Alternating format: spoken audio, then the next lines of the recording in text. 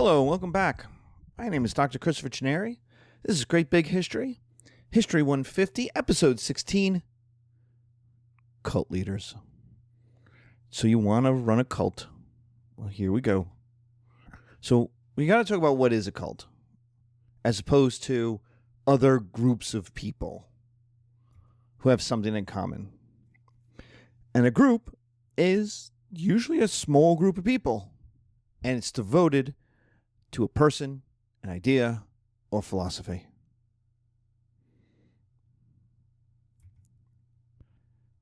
There's usually secret rituals, and this is a major way of how a cult is different than a religion. So you're like, oh, well, why isn't like Christianity or Judaism a cult, but just a big one? It's, well, first of all, cults are usually relatively small scale. But a major part is their rituals are secret.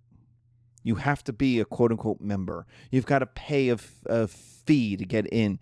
It's not open to the public. Whereas I can walk into any mosque or church or synagogue and participate, and peacefully participate. They're open to all. The Mormon Temple, on the other hand, the Scientology campus, I don't know if you can.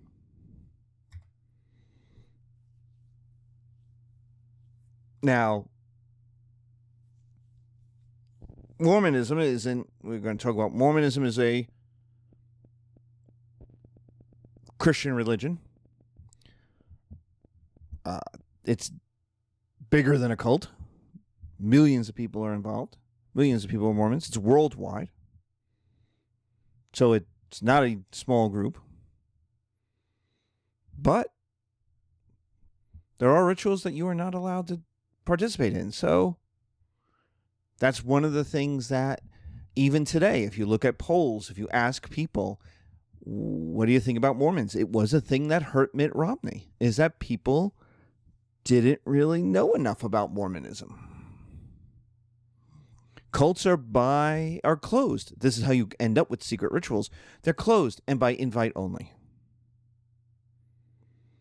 From kind of the thing we're going to hit a lot is the Charlie Manson Once Upon a Time in Hollywood, and the scenes involving the Charlie Manson cult, the family. And there's a scene in Once Upon a Time in Hollywood where Brad Pitt's character goes up to the ranch with a girl, and the girl says, "Oh, I really wanted Cliff to meet Charlie." And your audience knows that's Charlie Manson. But the idea is he's brought there by invitation. That he shouldn't be there if he just wandered onto the ranch. Hey, I'm just a guy walking around. That's not going to be cool. But since he's with her and she's inviting him, that's cool. So, and the fourth is isolating. You're isolated from your loved ones, from outside members, from outside peoples. We see this with the David Koresh compound of the Branch Davidians outside of Waco, Texas. We see this with Jonestown in Guyana, South America. These are not accessible places that were the people regularly mixed with the outside world. So, a quick history of cults. Cults have always been considered weird, but not considered evil throughout most of history. They're branches, they're break-offs, they're heretics and apostates. They're groups that are looking for something they can't find in the majority religion, majority belief system, majority philosophy. So they're not usually considered evil. The 20th century, though, will change that. The 20th century with its conspiracy theories and its violence, changes that. They're usually, as we said, connected to extreme religious beliefs that are outside the main belief systems.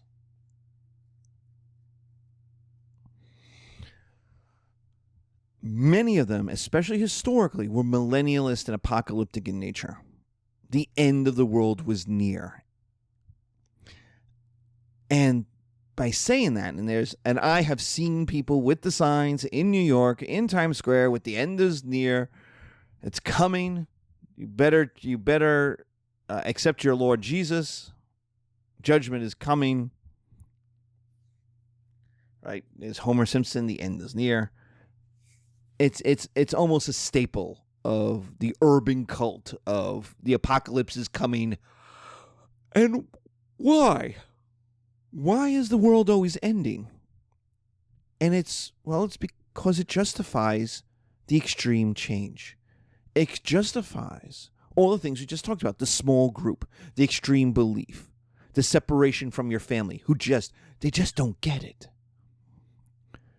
It also justifies actions that otherwise might be considered strange or weird or crazy. When you're put under pressure, when there's a time limit, we see this with students all the time. When the deadline is on top of you, suddenly work gets done work gets handed in that's not very good, right? Or people turn to AI, or they turn to cheating, or once they're put under pressure, when they had 2 weeks to do the paper, it wasn't a problem.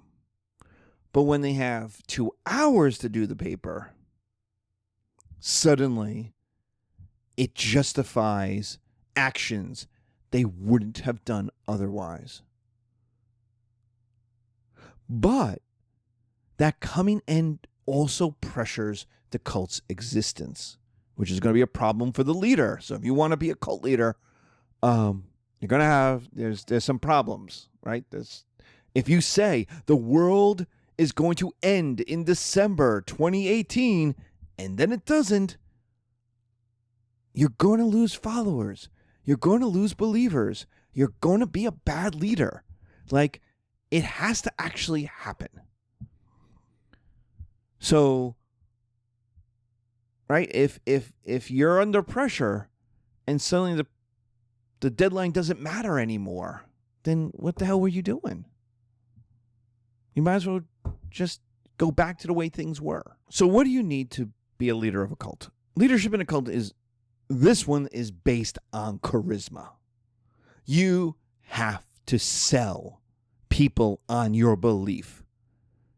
The leader is the most important part of the cult, and people join because of what the leader is selling, quote unquote, what they believe. People joined the Branch Davidians for David Koresh, or at least they stayed in for David Koresh. The Branch Davidians were actually older than David Koresh. Charlie Manson's cult is Charlie Manson's cult. Jonestown and the People's Temple is completely wrapped around Jim Jones.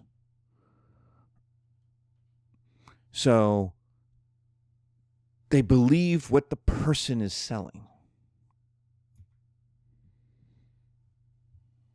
Active leadership.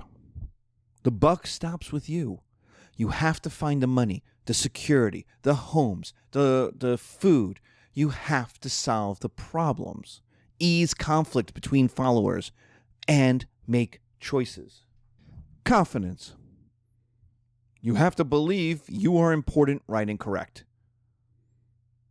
So not only do people have to like you, not only do you have to do things, you have to believe in the very things that you do.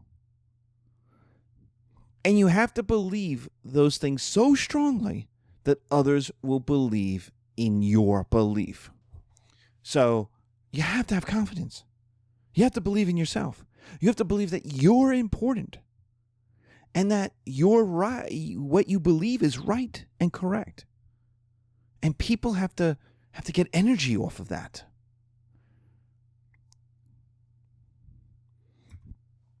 So if it's a lie, you have to believe your own lie. And that's not easy for people. Maybe for psychopaths, I guess. I don't know. But for most people, lying is a problem. You also have to be ruthless and kind. And you must understand the motivations of others.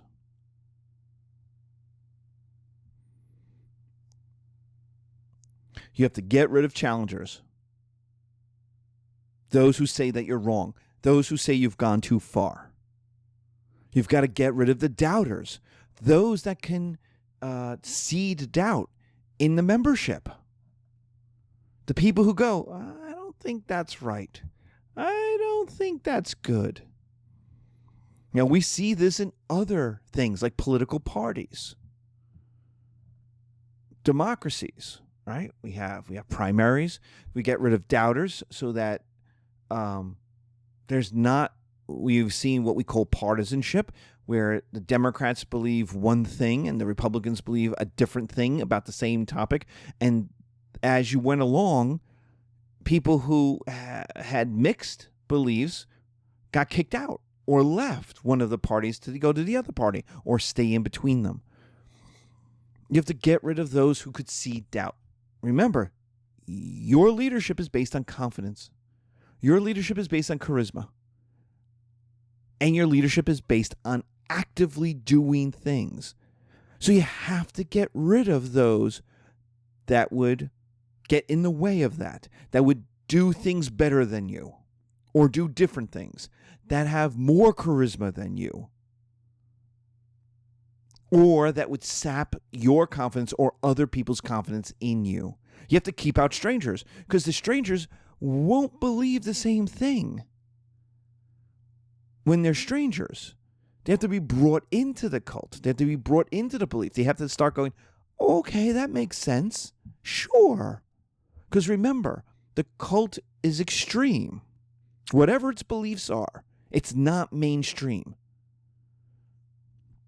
So they are extreme beliefs. And if the people aren't already there, they're going to be a problem.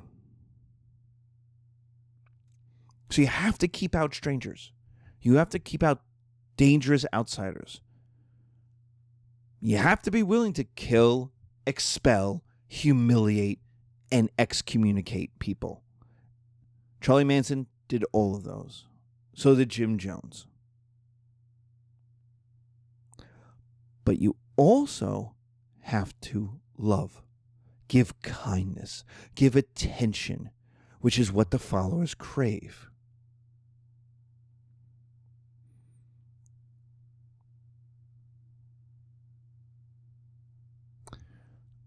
And you have to know how far you can push,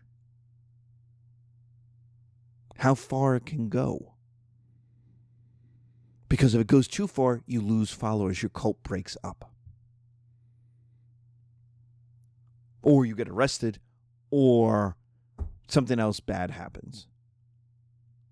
So you're constantly playing off the needs, the insecurities, the desires, the wants, the problems of your followers. So what do you get for leading a cult? Why lead a cult? What do you get for it? You get a lot of headaches. In a Life magazine article on the Manson family and the Manson cult up at the ranch in California and then in Death Valley, you get a lot of headaches. You have to deal with the wants, the needs, desires, and biological necessities of people. People are going to want to have sex. They are going to need to poop. They are going to have to eat. They are going to need to sleep. You're going to need food, water, cleanliness, money to buy stuff. And if people are having sex with each other, eventually people will have babies. People will get pregnant and they'll have babies. And babies need lots of stuff. And they can't contribute to the cult. And again, they need food and water and cleanliness. They need medicine. They need lots of stuff. People are jealous and sexual, selfish, selfless, angry, sad, happy, needy, desirous, and fearful. And you got to deal with all of that.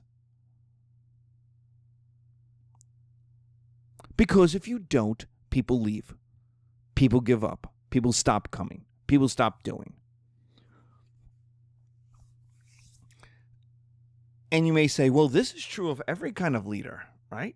If I'm a duke or a king, I still have to deal with this stuff. Yes.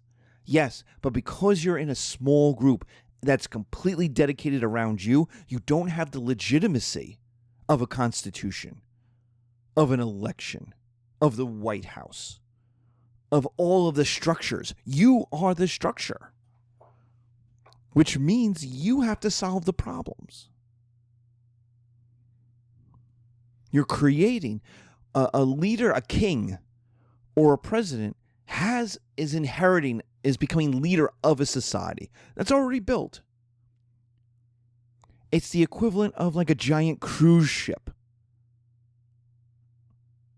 Now, you can try to turn it here and turn it there, but, America is a $24 trillion economy with 350 million people. The Pope is the leader of the church. There's 1.5 billion people who are Catholic. There's plenty of Catholics. They're like, whatever the Pope says is fine, but I'm not really going to care, right? You can only push it one direction or the other so much. Whereas a cult leader is creating an entirely new culture, an entirely new society around themselves. So they have to deal with all of that stuff without any of the institutions that help leaders of governments, help leaders of churches, help leaders of established societies. You get sex, money, and power. We can't get around this, right? Cult leaders need control over their followers.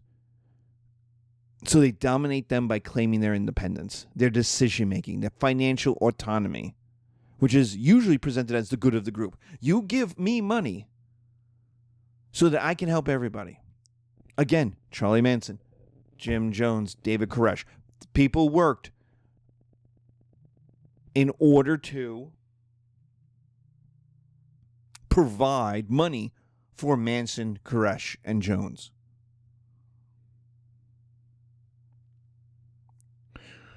Manson, Koresh, Jones, and Noyes all had sex with their followers, and they limited male cult members.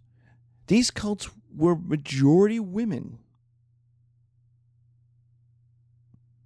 around them. All of this robs the people of their ability to leave or act outside of the group.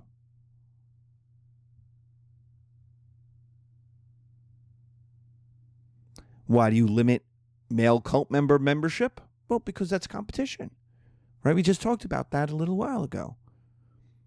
Competition in charisma, competition in action, competition in knowledge, right? And decision making, competition in all those things.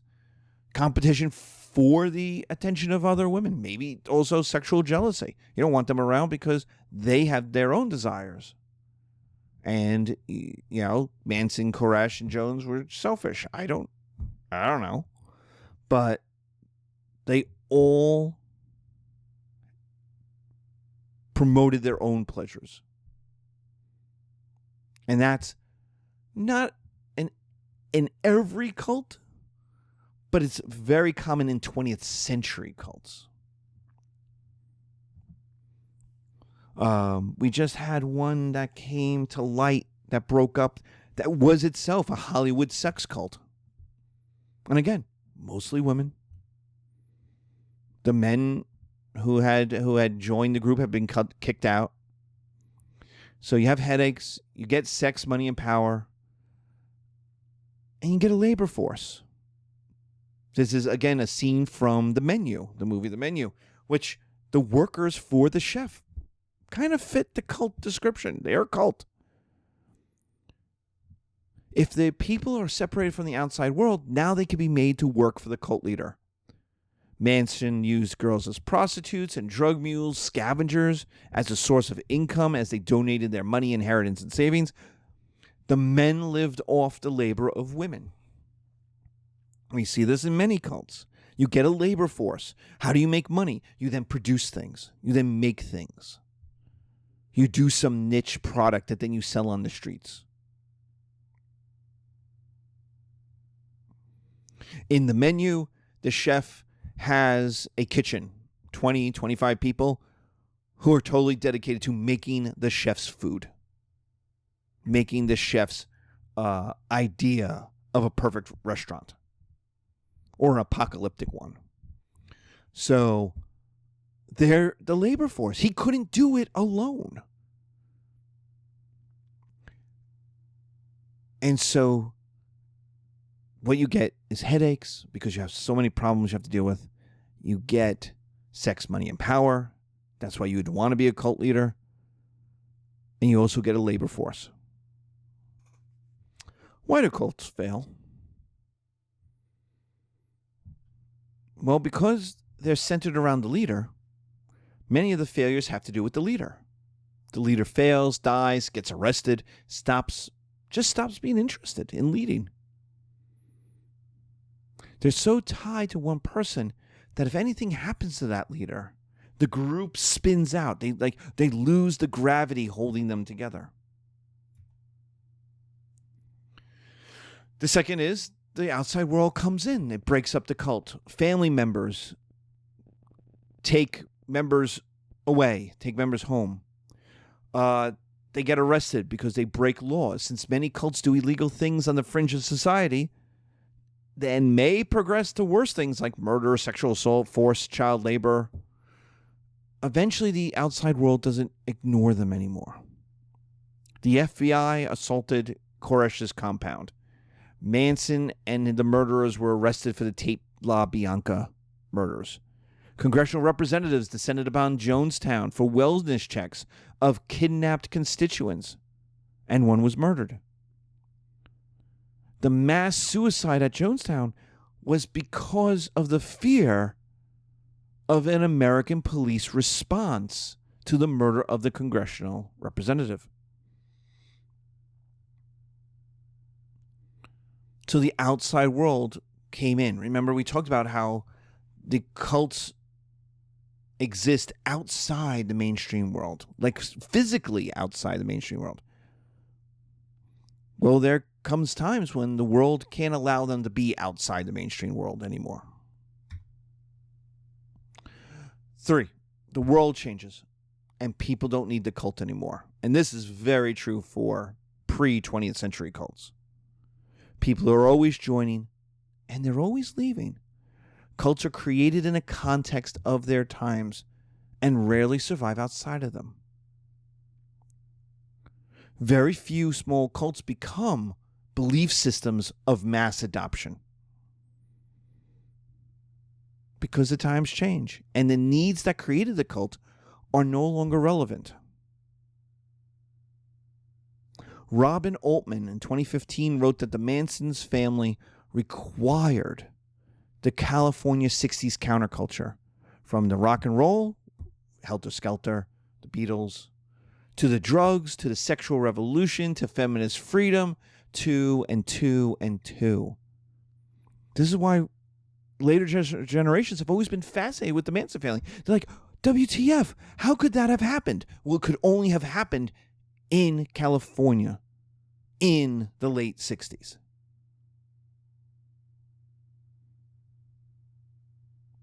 And that's why other documentarians will tell the story that this is the end of the 60s.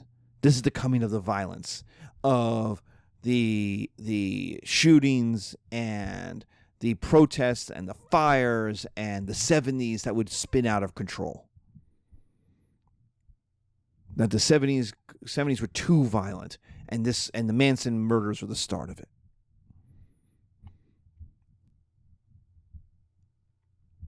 They try to tell a story. But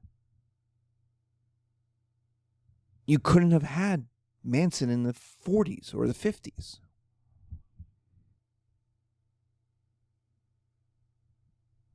Just couldn't. And you probably can't have them today. You know? People are too tied to their phones, maybe. I don't know. You know, they're not looking in the same way for an end of the world race based apocalypse. So should you be a cult leader? Like an entrepreneur, business leader, executive, you have lots of power over people's labor. And you can make a lot of money. Positive. But there's also a lot of problems and headaches that other kinds of leadership just don't have. Like, Jim Jones moved his group to Guyana, to a rainforest. Like, think about that, right? The Manson family was living on this abandoned movie ranch with no running water or very limited running water. I mean, who wants to live like that? Other groups that if you go out into Pennsylvania and you go visit their compounds from the 19th century, they didn't sleep at night, right? They got up for a couple hours of prayers in the middle of the night, which actually is a holdover from pre-industrial sleeping. You didn't sleep the entire night. You got up, you did some work, you did some things, then you went back. If you were a farmer, right? You didn't need an 8-hour continuous sleep because you didn't have to be at the job at a certain time. You get up, you do the cows, you do the thing. So being a cult leader is hard. It's hard to be a cult leader. That's why most people don't do it. Being evil is also probably part of the job description. You need to dominate people's beliefs, actions, freedoms. You have to squash their doubts because what they have to believe is whatever you believe. You're a cult. So democracy is out. Freedom of association is out. You have to kick people out of the group. You need to control their bodies, which a lot of these guys, especially in the 20th century, did through sex, through sexuality. You need to control people's bodies. At the very least, you have to control where they live. Notice these compounds. Notice they all live together. And you need the absolute certainty that you are right and the rest of the world is wrong.